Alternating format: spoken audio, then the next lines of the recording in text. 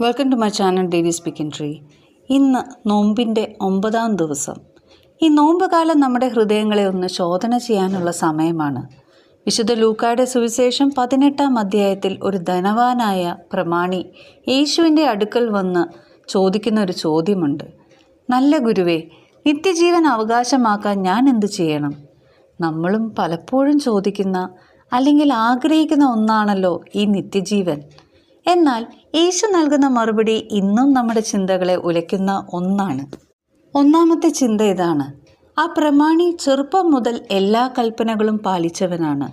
മോശയുടെ നിയമങ്ങൾ അവന് മനഃപ്പാഠമാണ്. പക്ഷേ അവൻ്റെ ഉള്ളിൽ എന്തോ ഒരു കുറവ് അവനെ അലട്ടിക്കൊണ്ടിരുന്നു.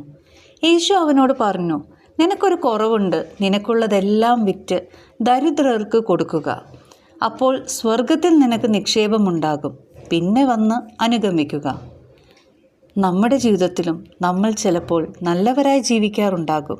പള്ളിയിൽ പോകുന്നുണ്ടാകാം, നോമ്പ് നോക്കുന്നുണ്ടാകാം. പക്ഷേ നമ്മുടെ ഉള്ളിലെ ആ ഒരു കുറവ് എന്താണ്? ക്രിസ്തുവിനേക്കാൾ അധികമായി നമ്മൾ മുറുകെ പിടിക്കുന്ന ആ ഒരു കാര്യം അതെന്താണ്?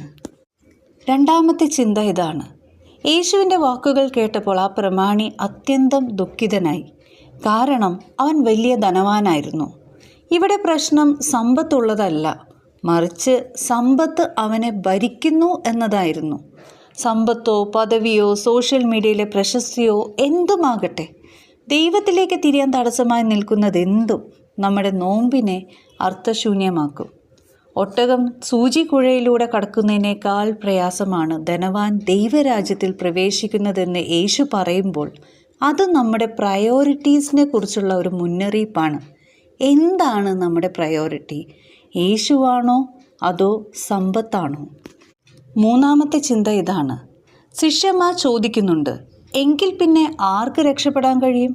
മനുഷ്യർക്ക് അസാധ്യമായത് ദൈവത്തിന് സാധ്യമാണ് എന്ന വലിയ സത്യമാണ് യേശു അവിടെ വെളിപ്പെടുത്തുന്നത്.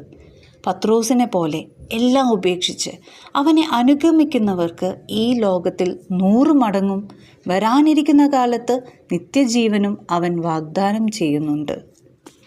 സഹോദരങ്ങളെ, ഈ നോമ്പ് കാലത്ത് നമുക്ക് നമ്മോട് തന്നെ ചോദിക്കാം: യേശുവിനെ അനുഗമിക്കാൻ എനിക്ക് തടസ്സമായി നിൽക്കുന്ന എൻ്റെ സമ്പത്ത്, അത് അഹങ്കാരമാകാം, ദേഷ്യമാകാം, അതെന്താണെന്ന് നമ്മൾ തിരിച്ചറിയാൻ ശ്രമിക്കുക. ഭൗതികമായ നേട്ടങ്ങളെക്കാൾ ദൈവരാജ്യത്തിന് വില നൽകുന്ന ഒരു ഹൃദയം നമുക്ക് ചോദിച്ചു വാങ്ങാം. കർത്താവേ, നിന്നെ അനുഗമിക്കാൻ തടസ്സമായി നിൽക്കുന്ന സകല കെട്ടുകളിൽ നിന്നും എന്നെ മോചിപ്പിക്കണമേ. എൻ്റെ ഹൃദയം നിൻ്റേത് മാത്രമായിരിക്കട്ടെ. ആമേൻ.